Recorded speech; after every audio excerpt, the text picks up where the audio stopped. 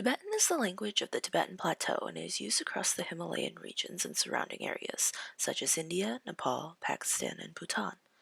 In Tibet proper, there are three major dialects of spoken language, which are the Uzang, Kham, and Amdo dialects, with roughly 2 million speakers for each dialect. There are also over 20 local dialects among these speakers. The Tibetan population is estimated to be about 6.5 million in Tibet, but native speakers can be found across the Himalayas.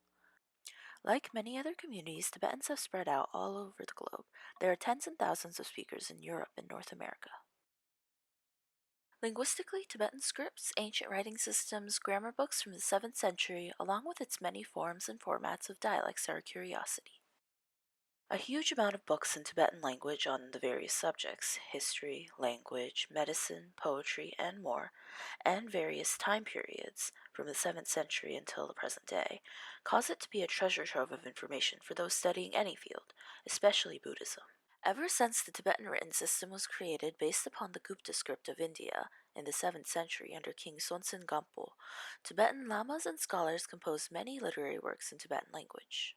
Today, one of the largest number of books on Buddhism, or Tibetan Buddhism, are written in the Tibetan language. Over 300 Tibetan Pecha volumes of Buddhist canons are available in Tibetan language. The volume of Tibetan Lama's commentary works on Buddhism is large, and in some cases, one author has over 100 volumes. One such Lama from the 17th century, the 6th Dalai Lama, is known for his songs. His songs are sung by Tibetans for centuries after his passing. Here's a short clip of his song sung by Datso in 2015.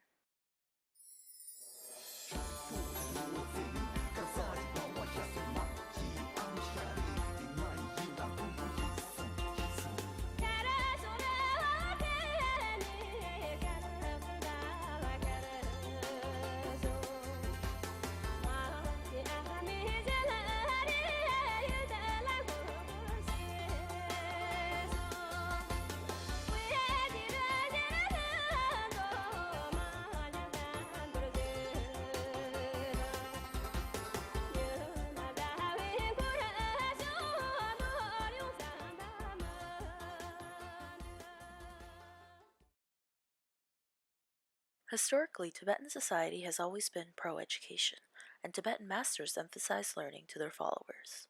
The 13th century Tibetan scholar Sakya Pendita Kunkwa Getse wrote the following.